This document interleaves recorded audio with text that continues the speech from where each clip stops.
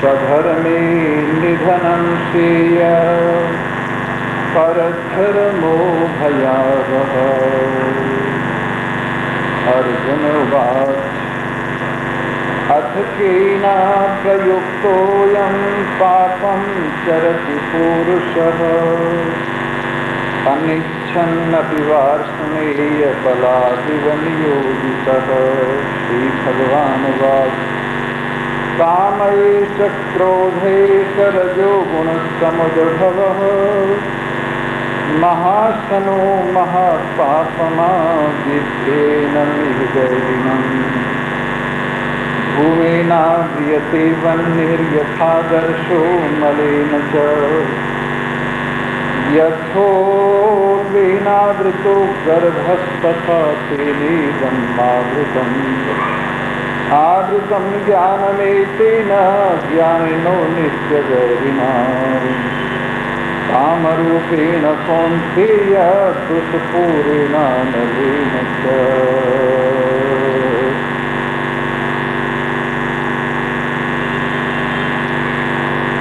उपस्थित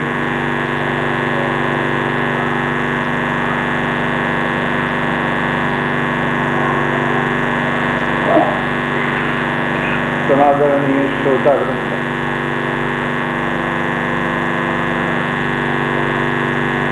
कल ये चर्चा आपके सामने चल रही थी कि इंद्रियों के विषय शब्द, स्पर्श, रूप, रस, गंध, ये दोनों प्रकार के जीवन में सामने आते हैं। जैसे कुछ अनुकूल होते हैं और कुछ प्रतिकूल होते हैं।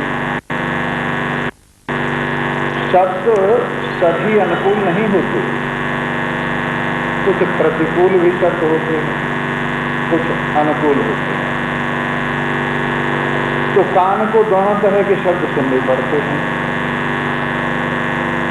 और स्पर्श भी त्वचा को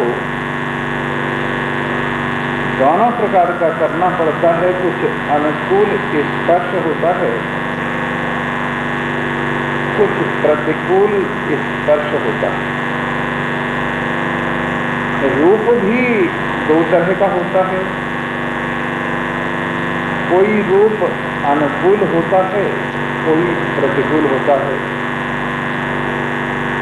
और रस भी दो प्रकार का होता है, कोई अनुकूल होता है, कोई प्रतिकूल होता है।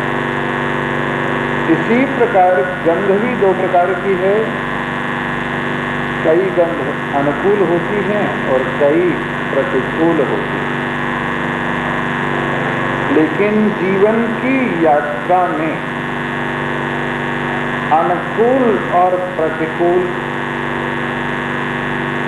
दोनों विषयों के बीच में से गुजरते हुए समझदार व्यक्ति को अपने आप को राग से भी संभालना चाहिए और द्वेष से भी अपने आप को संभालना चाहिए। अनुकूल विषयों में राग का होना, लगाव का होना और प्रतिकूल विषयों में द्वेष का होना, ये स्वाभाविक अंतःकरण का धर्म है। जहाँ अनुकूलता मिलती है वहाँ आदमी रुकना चाहता है, टिकना चाहता है और वहाँ से आगे बढ़ना नहीं चाहता। जहाँ प्रतिकूलता होती है वहाँ से आदमी भागना चाहता है और वहाँ रुकना नहीं चाहता। ये दोनों प्रकार की बातें पशु पक्षियों तक में देखी गई हैं। अगर पक्षियों को कहीं अनुकूलता हो, पशुओं को कहीं अनुकूलता हो, तो वहाँ डेरा लगा लेते हैं, और कहीं प्रतिकूलता हो तो वो जगह छोड़कर भाग जाते हैं। वैसे ही मनुष्य भी एक सोशल एनिमल है, एक सामाजिक पशु है, और वो भी अनुकूलता और प्रतिकूलता के वशीभूत। जहाँ विषयों की अनुकूलता देखता है वहाँ डेरा लगा लेता है, वहाँ से आगे बढ़ना नहीं चाहता, और जहाँ प्रतिकूलता देखता है वहाँ से जल्दी ही भागने का प्रयास करता है, पिंड छुड़ाने का प्रयास करता है। भगवान कहते हैं कि ये जो अनुकूलता में लगाव है इसका नाम राग है, और जो ये प्रतिकूलता से भयभीत होना है, भागना है, इसका नाम द्वेष है। परंतु यात्रा में तो ये दोनों चीज आएंगी, अनुकूल भी आएंगी और प्रतिकूल भी आएंगी। अगर अनुकूल को लेकर बैठ जाओगे तो भी यात्रा आगे नहीं बढ़ सकेगी,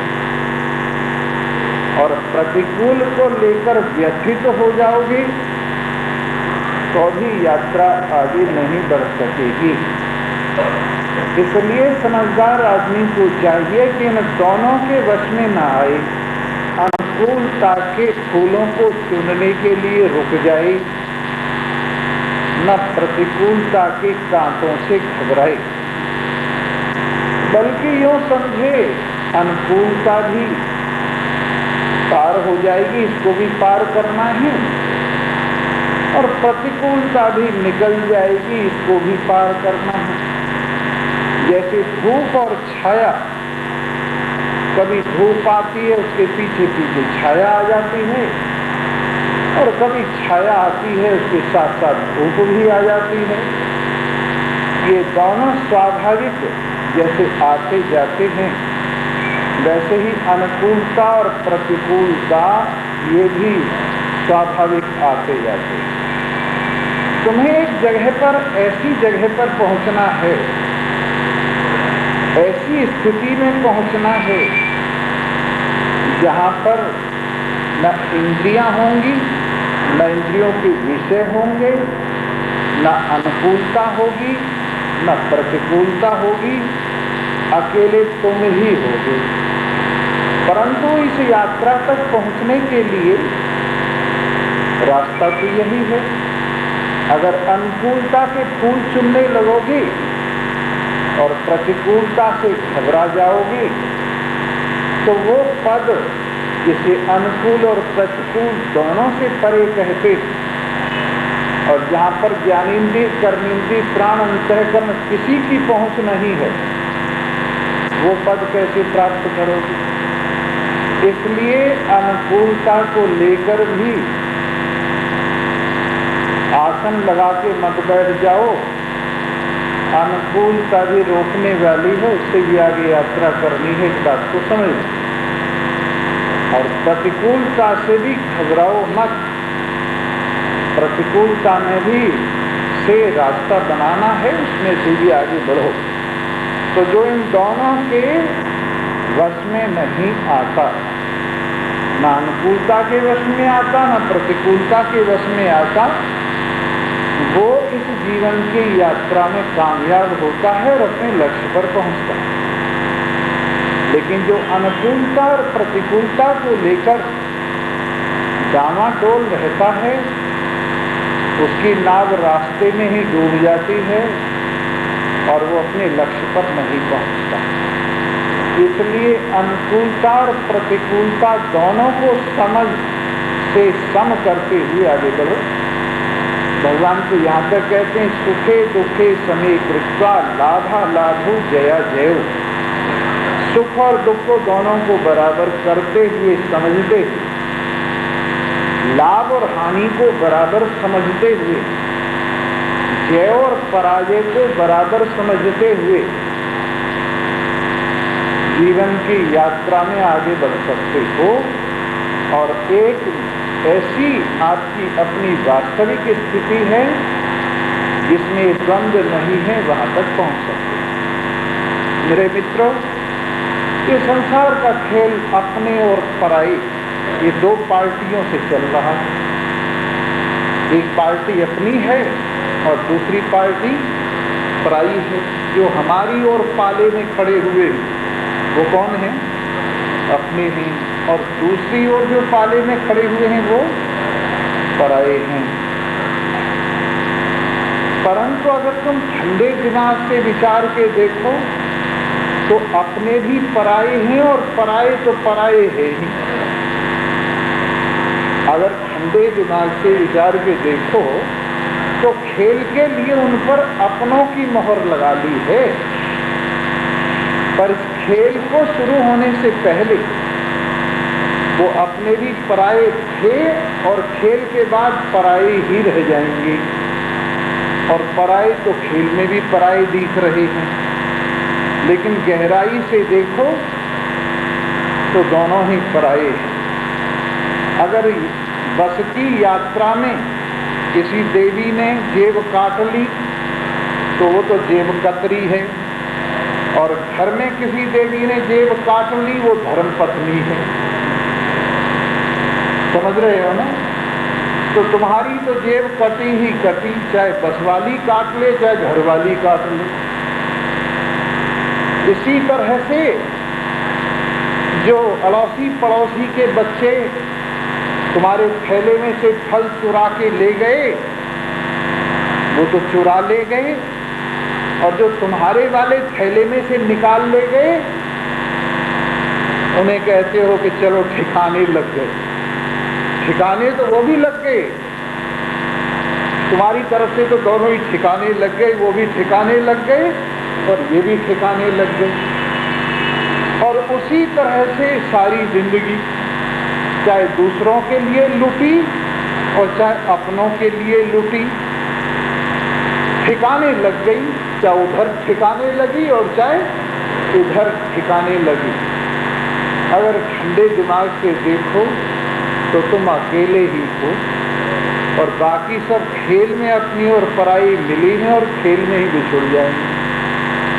और ये जो हम कहा करते हैं तुम्हें कि आया है अकेला और जाएगा अकेला, आया है अकेला और जाएगा अकेला, बीच में है सब माया का झमेला, बीच में है सब माया का झमेला, आया है अकेला और जाएगा अकेला, आया है अकेला और जाएगा अकेला। जितने जग के संग समाती, जितने जग के संग समाती, सब मतलब के अपने साथी, सब मतलब के अपने साथी।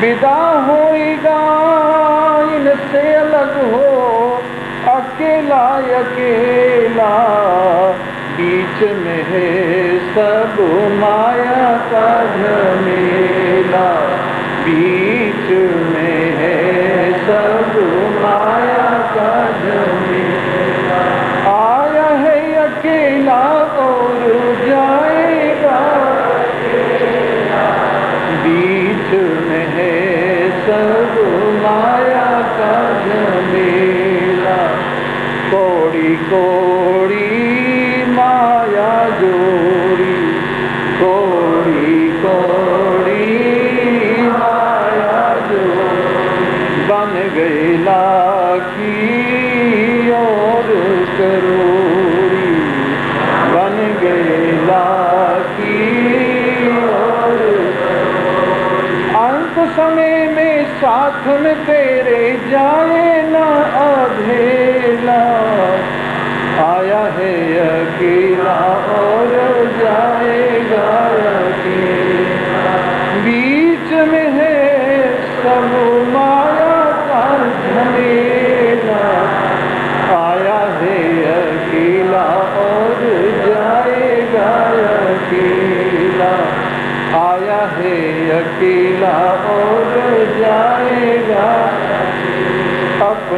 करनी अपनी भरनी, अपनी करनी अपनी ये बैतरनी पार उतरनी, ये बैतरनी पार उतरनी। गुरु की करनी गुरु भरेगा, चेले की भरेगा चेला। आया है अकेला और जाएगा अकेला, आया है अकेला और जाएगा अकेला। बीच में है सब माया का, आया है अकेला और जाएगा अकेला, आया है अकेला और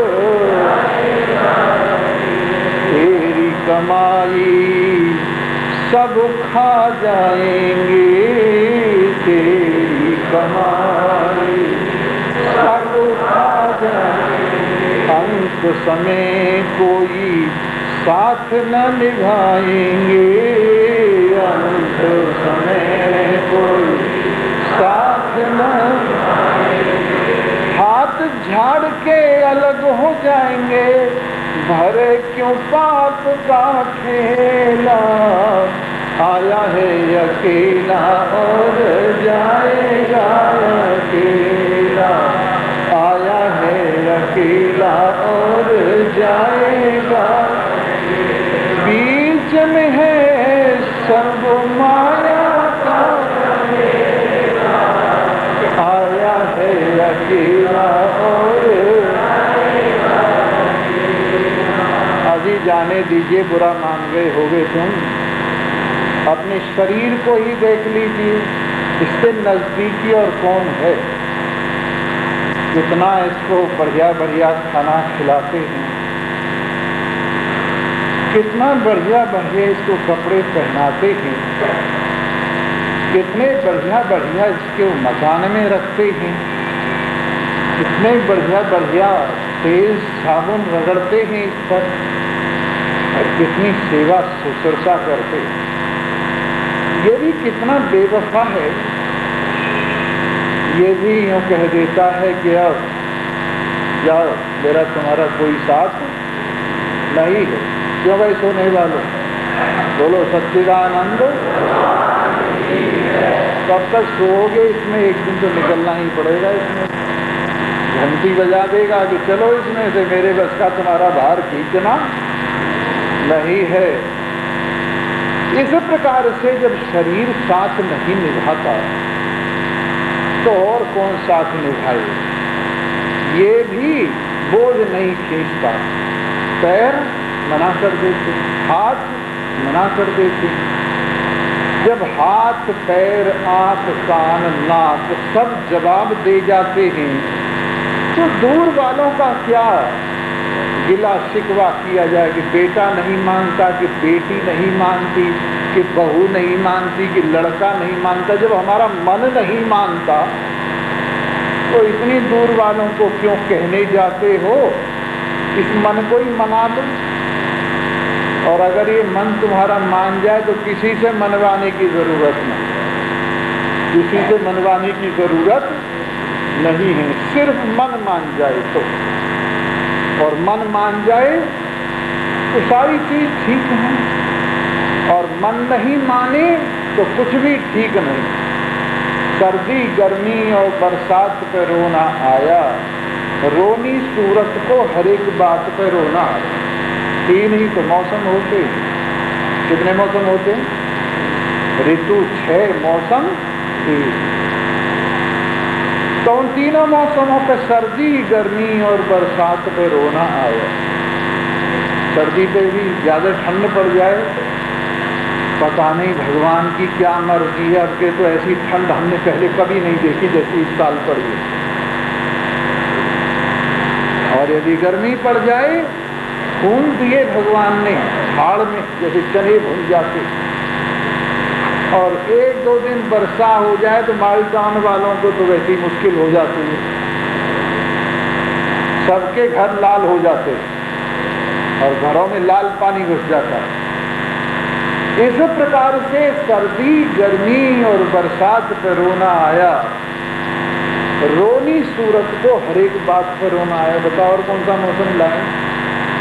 तो इस प्रकार जब मन नहीं मानता और मन बिगड़ा रहता है तो कोई मौसम अच्छा नहीं लगता, कोई खाना अच्छा नहीं लगता, कोई कपड़ा अच्छा नहीं लगता, कोई मकान अच्छा नहीं लगता, कोई घरवाला अच्छा नहीं लगता, कोई घरवाली अच्छी नहीं लगती, कोई बच्चे अच्छे नहीं लगते। जब मन बेकरार होता है तो सारे का सारा संसार बेकार होता है। और जो मन शांति हो तो राजी है हम उसी में जिसमें तेरी रजा है। या यूं भी वाह वाह है और यूं भी वाह वाह है। और अगर मन ठीक हो तो सब ठीक। इस प्रकार भगवान कहते हैं सारी दुनिया को छोड़, तू इस अपने मन को समझा ले और न कहीं राग से बंध कर बैठ और न कहीं द्वेष से घबरा और अपनी जीवन की यात्रा परमात्मा की ओर, श्रेय मार्ग की ओर ले चल। क्यों भटकता है बीच में राग द्वेष के चक्कर में? इस दुनिया का फैसला कोई कर सकता है? इस दुनिया का फैसला कब से लेके जब से दुनिया बनी है और अब तक उलझी पड़ी है ये दुनिया। और इसको गोरख धंधा बोलते। इसका नाम क्या है? गोरख धंधा। पहले वालों से नहीं हुआ इसका फैसला, अब तुम कर जाओगे इसका फैसला। इसलिए फैसला यही है कि तुम अपनी तरफ से जरा अलग पीछे की ओर हट जाओ, ट्रेन को जाने दो, लाइन पर मत खड़े हो, एक तरफ हो जाओ, तमाशा देखो। तमाशा देखने वाले तमाशा खुद न बन जाना। इस प्रकार तयोर न वशमागच्छे। समझदार आदमी को न राग के वशीभूत होना चाहिए, न द्वेष के वशीभूत होना चाहिए। और पंथ में आने वाली, रास्ते में आने वाली इन दोनों व्यथाओं को, अनुकूलता प्रतिकूलताओं को सहन करते हुए आगे बढ़ना चाहिए। श्रेयान् स्वधर्मो विगुणः परधर्मात् स्वनुष्ठितात्। भगवान ने जहाँ खड़ा कर दिया है। किसी को अध्यापक का काम दिया है, किसी को सेना का काम दिया है, किसी को व्यापार का काम दिया है। और जैसे जैसे स्वभाव बनाए, जैसा जैसा काम सौंपा है, वो उसका स्वधर्म है। और उस स्वधर्म का पालन करने से ही उसकी उन्नति होगी। अब मान लीजिए आप जिस जगह पर खड़े हुए हो, जो तुम्हारा स्वधर्म है, जो तुम्हारा कर्तव्य है, उससे तुम संतुष्ट नहीं हुए। एक सज्जन हमें कह रहे थे, जी हमारे घर वालों ने 20 काम बदले और पहले हमारे बड़े बूढ़े पत्थर का काम करते आ रहे थे, फिर हेर फेर करके सब पत्थर पे ही आ गए और पत्थर वाले कहलाते हैं हम। वो दिल्ली के ही, मूल दिल्ली के रहने वाले हैं, बहुत पुराने। और उनका जो लक़ब समझिए, एक तरह से उपनाम समझिए, पत्थर वाला है। यहाँ कई तरह के लोग हैं, छाते वाले, गंडेरी वाले, उनमें से एक पत्थर वाले। तो इस तरह से वो पत्थर वालों के खानदान में से वो बता रहे थे, हमने कई काम किए लेकिन पता नहीं लोगों को फायदा होता होगा, हमें तो नुकसान ही हुआ, आखिर फिर पत्थर पे ही आ गए। तो इस प्रकार से दूर से हर काम अच्छा लगता है और ये लगता है इसमें फायदा है, और आदमी वहां भागता है। और होता ये है इसमें वहां फायदा निबट लेता है और नुकसान उधर हो जाता है, इधर फायदा आ जाता है। हमने देखा बचपन में चने बहुत सस्ते बिकते थे और गेहूं बहुत महंगा हुआ करता था। चनों ने सोचा तुम सब गेहूं हो जाओ, तो चने तपस्या करके गेहूं हो गए और चने थोड़े से रह गए, चने महंगे हो गए, गेहूं सस्ता हो गया। तो इस प्रकार से आदमी पता नहीं क्या क्या बनने की, क्या क्या बदलने की सोचता रहता है। परंतु इतने वहां पहुंचता है, वहां भाव सस्ता हो जाता है उस चीज का। इसलिए स्वधर्म में, अपने कर्तव्य में व्यक्ति को विराजमान रहना चाहिए और उसी से उसकी उन्नति है, उसी से वो आगे बढ़ेगा।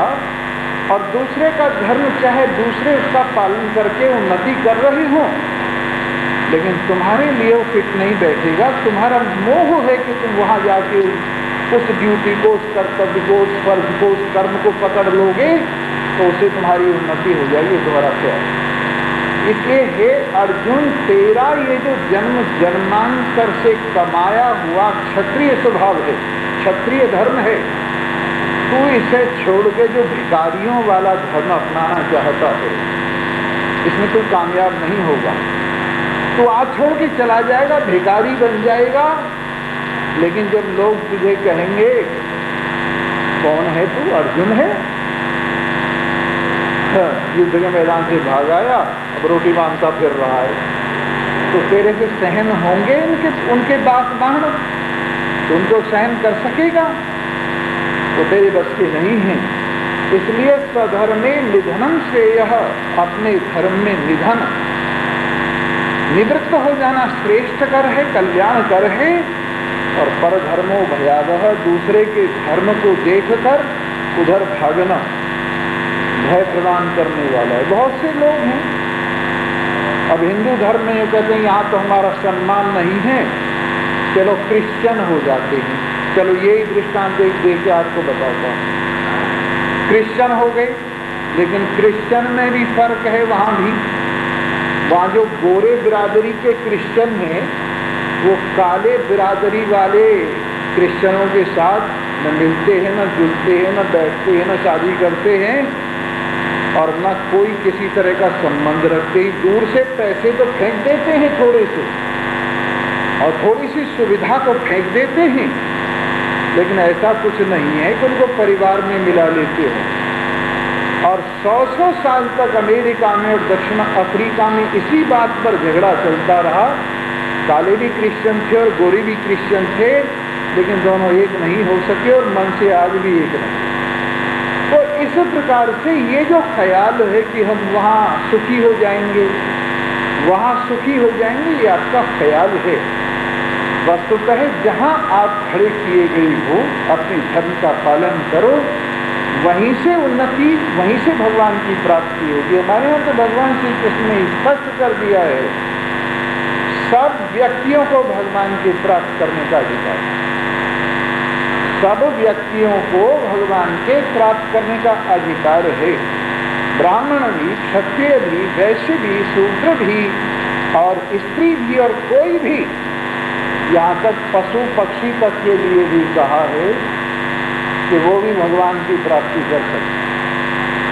पशु पक्षी तक के लिए हमने पढ़ा है जैनियों के यहाँ बहुत एक मत है जो कहता है कि स्त्री की मुक्ति नहीं हो सकती, स्त्री शरीर, उसको पुरुष शरीर लेना पड़ेगा तब उसकी मुक्ति होगी।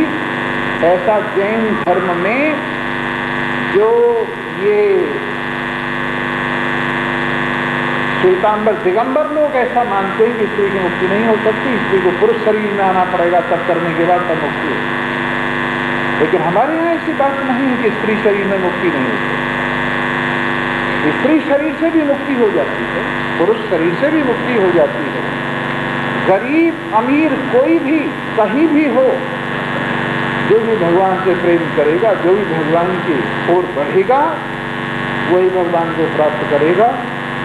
चाहे वो पुराणों को पढ़े, रामायण को पढ़े, महाभारत को पढ़े, सिर्फ थोड़ा सा भावों का अंतर है, अन्यथा भगवान की प्राप्ति में कोई भी अंतर नहीं है। ये तो मैं गीता की बात नहीं कह रहा हूँ, समाज की बात कह रहा हूँ। पर गीता की बात यहाँ सिर्फ ये है कि जो अपने अपने कर्तव्य हैं, स्त्री का कर्तव्य है, पुरुष का कर्तव्य है, माँ का कर्तव्य है, बेटी का कर्तव्य है, बेटे का कर्तव्य है, और जो जिसके कर्तव्य है, स्वधर्म है, उन कर्तव्यों का उसे ठीक तरह से पालन करना चाहिए। जो ड्रामा जिसको सौंपा है वो ड्रामा उसको ठीक तरह से पालन करना चाहिए, उसी से उसका कल्याण। अगर एक बेटी ये समझ करके कि मैं पिता की आज्ञा का पालन क्यों करूं, आजाद होना चाहे पिता से, तो सिवा दुर्गति के उसको कुछ नहीं मिलेगा। इसी प्रकार से एक बेटा ये सोचे कि मैं माँ बाप की इच्छा के बिना चाहे जो कुछ करूं, उसको फजीती के सिवा और कुछ नहीं मिलेगा। इसी प्रकार से छोटा बच्चा ये चाहे कि मैं माँ की गोदी से उतर करके सड़क पर चला जाऊं, तो उसको एक्सीडेंट के सिवा कुछ नहीं मिलेगा। इसलिए जैसी जैसी स्थिति है शास्त्र में प्राणी को उपदेश दिया है कि तू वहीं से अपने धर्म का पालन करता हुआ और अपने धर्म में ही रहता हुआ परमात्मा का भजन कर, कर्तव्य का पालन कर। खास तौर से अर्जुन के लिए बात भगवान ने कही है कि हे अर्जुन, तुझे पुरुषार्थहीन नहीं होना चाहिए और अपने धर्म में, क्षत्रिय धर्म में प्राण त्याग कर देने चाहिए, लेकिन इस धर्म का परित्याग नहीं करना चाहिए।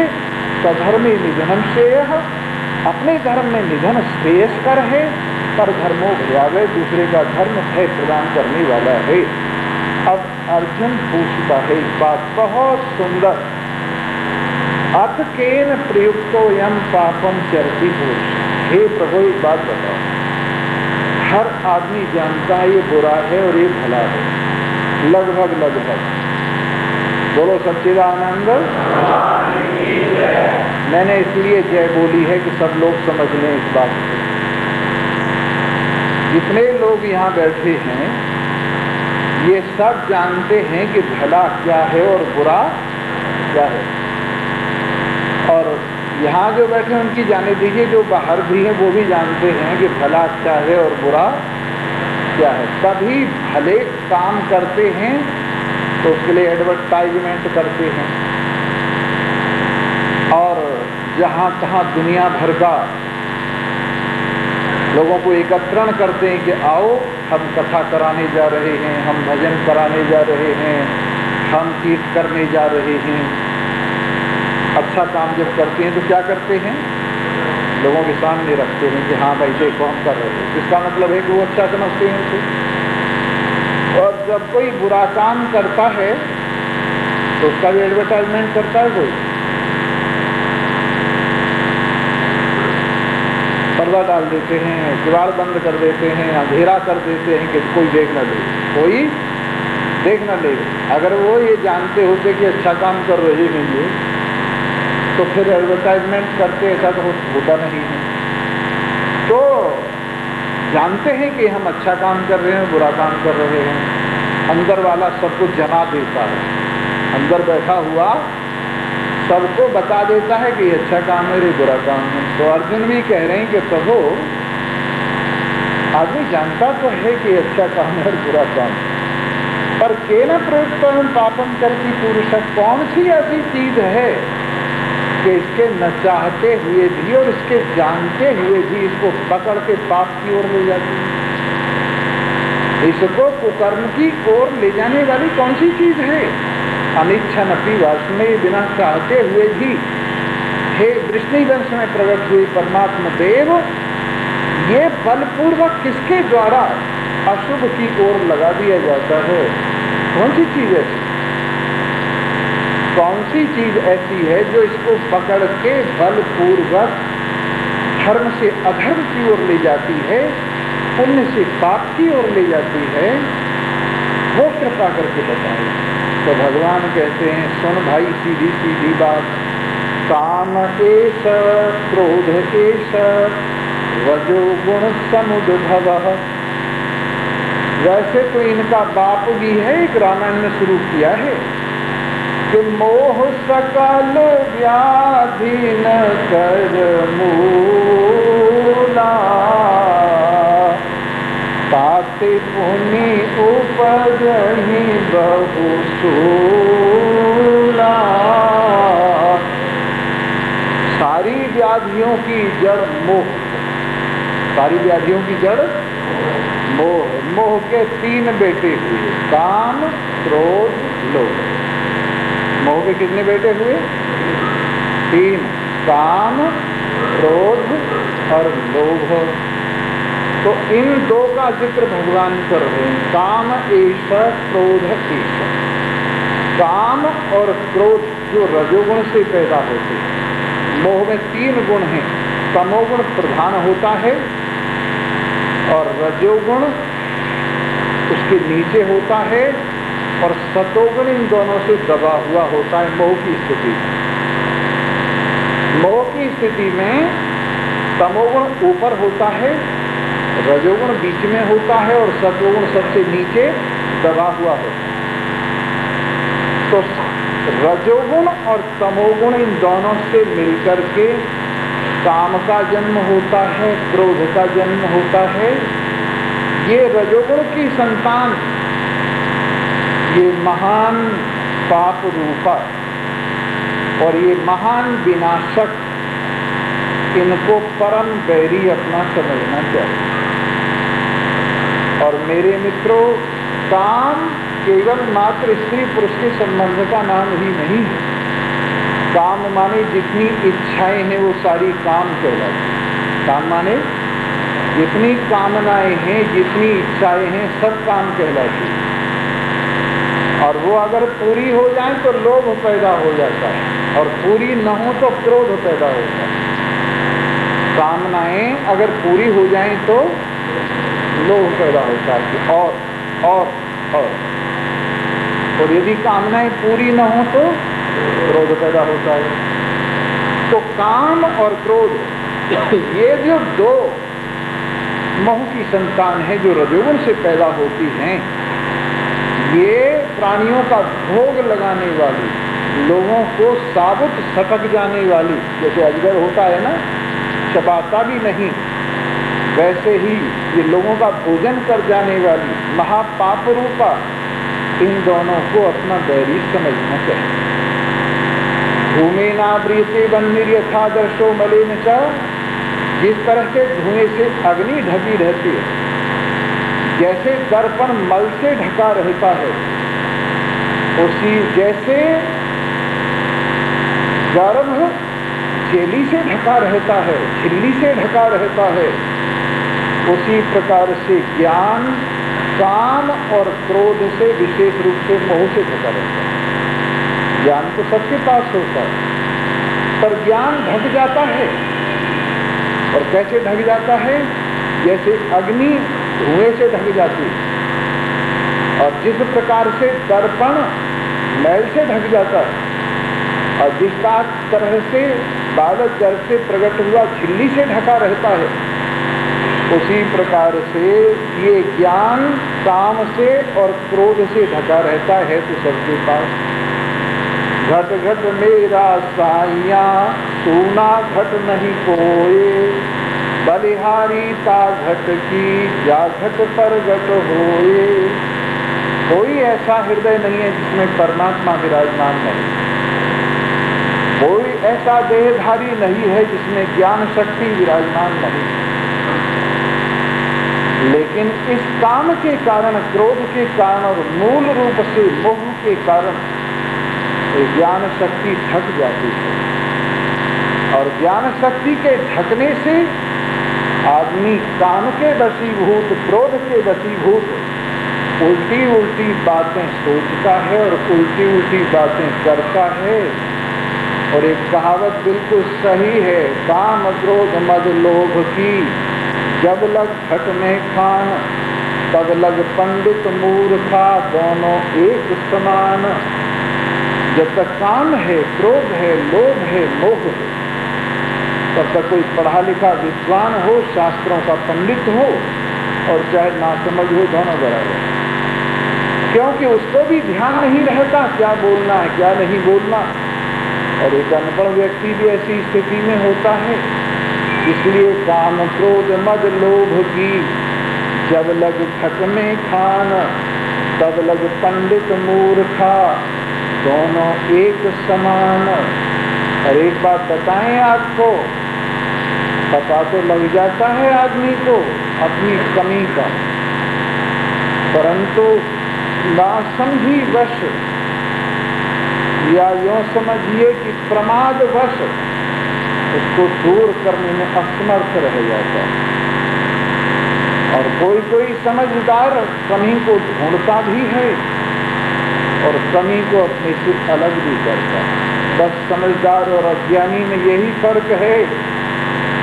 दोनों को कपड़े मिले ही, एक कपड़े का मैल उतार लेता है और साफ कपड़ा पहन करके सुसज्जित हो जाता है। एक कपड़े के मैल को उतार नहीं पाता और वही गंदा कपड़ा पहने हुए मैला बना रहता है।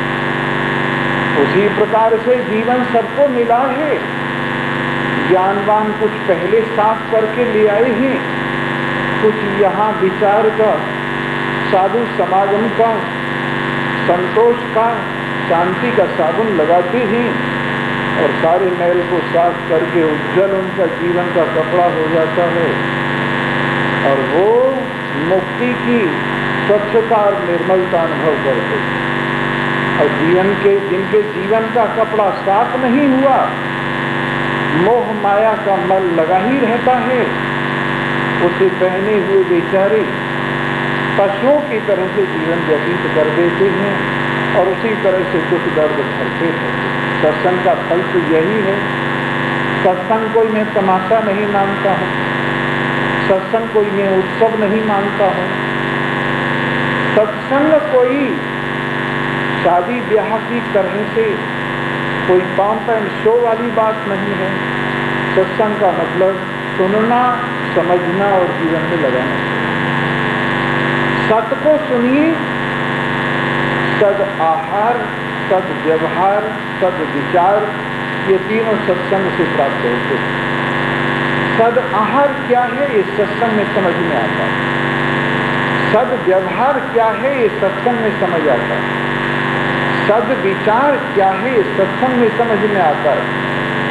जब सद आहार से तन मन शुद्ध हो जाता है, जब सद व्यवहार से जीवन शुद्ध हो जाता है, जब सद विचार से अंतःकरण शुद्ध हो जाता है, तो फिर ज्ञान होने में देर नहीं लगती। इसलिए हमें आहार के ऊपर हम बहुत जोर देते हैं। आजकल के जमाने में कुछ ऐसा रिवाज चला है, माताएं भी बचपन में चाहे अपने आप उल्टी पुल्टी चीज खाएं या न खाएं, पर अपने बच्चों को उटपटांग चीजें खिलाना शुरू कर देती। अंडे बंडे जो महान तमोगुणी भी है और हिंसा भी है जिनमें, और अशुभता भी है जिनमें, और तरह तरह के मांस इत्यादि के आहार।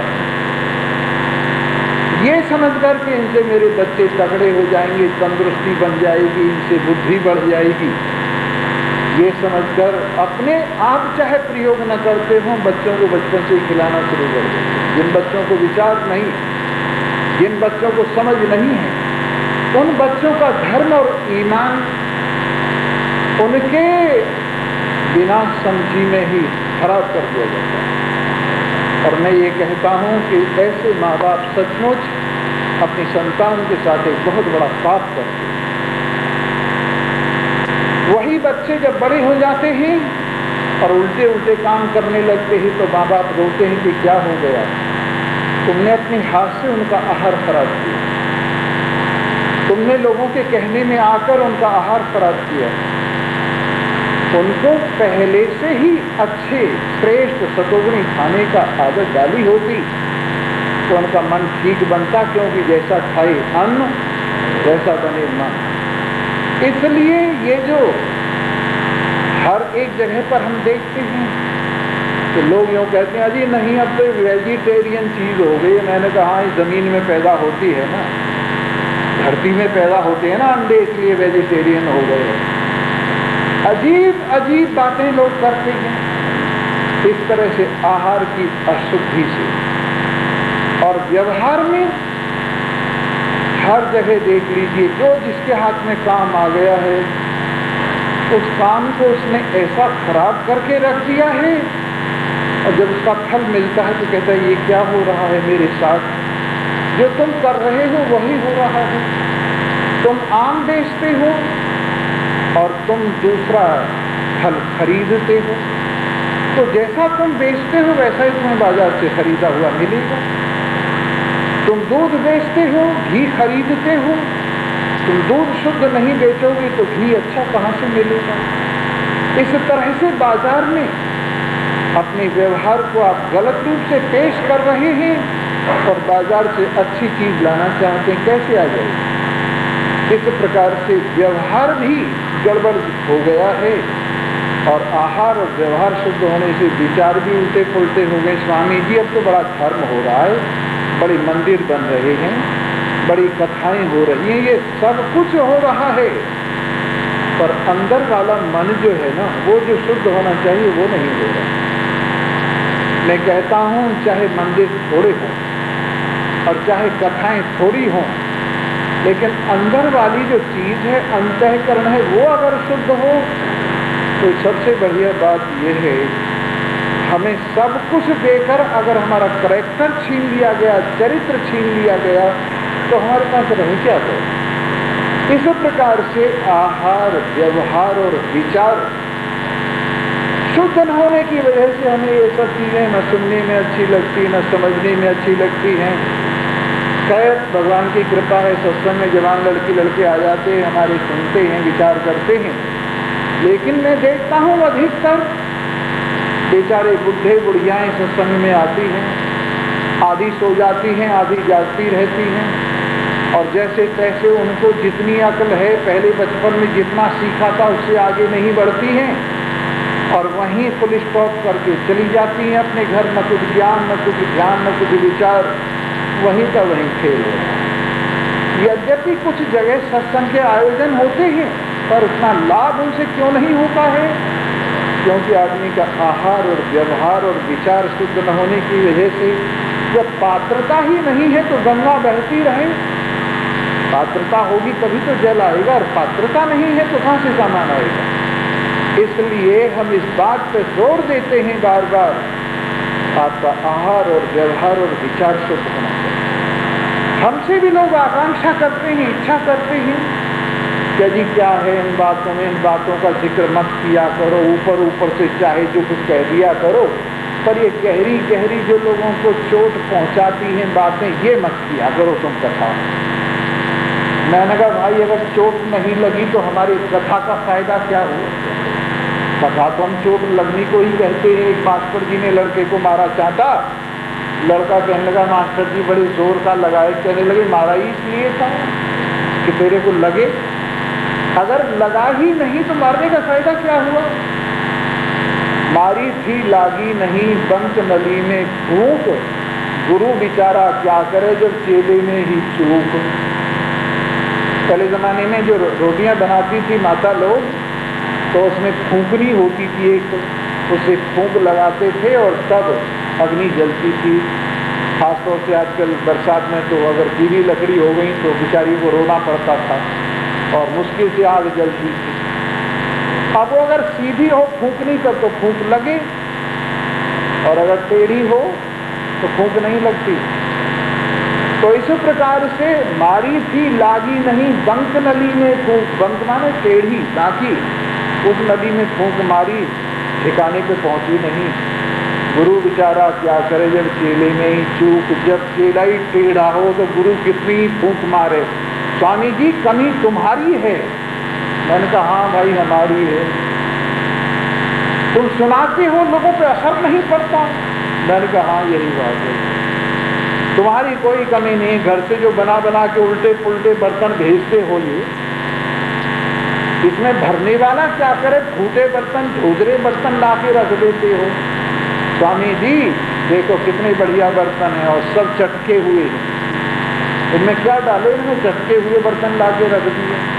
तो वैसे ही आहार, व्यवहार और विचार जो समाज को मिलना चाहिए वो माँ बाप से मिलता है, और माँ बाप ही पहले ही बर्तनों को चटका देंगे और फिर कहें गुरुजी हमारे बच्चों को ज्ञान ध्यान दे दो। गुरुजी बेचारा क्या करे, कौन से बर्तन में डाले, पहले ही चटके पड़े।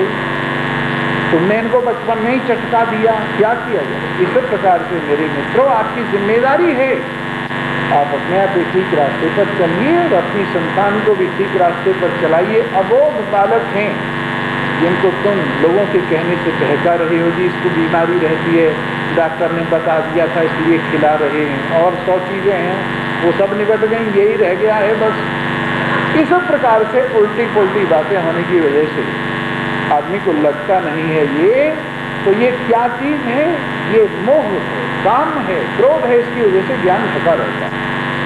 और ज्ञान है सब में, लेकिन जिस तरह से धुएं से अग्नि ढकी रहती है, जैसे मल से शीशा ढका रहता है, जैसे जेली से गर्भ ढका रहता है, उसी प्रकार ये मोह माया से ज्ञान ढका हुआ है। भगवान करे ऊपर से पर्दा हटे और सब में ये ज्ञान प्रकाशित हो और व्यक्ति अपने ज्ञान के उजाले में चलना सीखे। इन्हीं शब्दों के साथ आप सभी को धन्यवाद है। सर्वे भवन्तु सुखिनः, सर्वे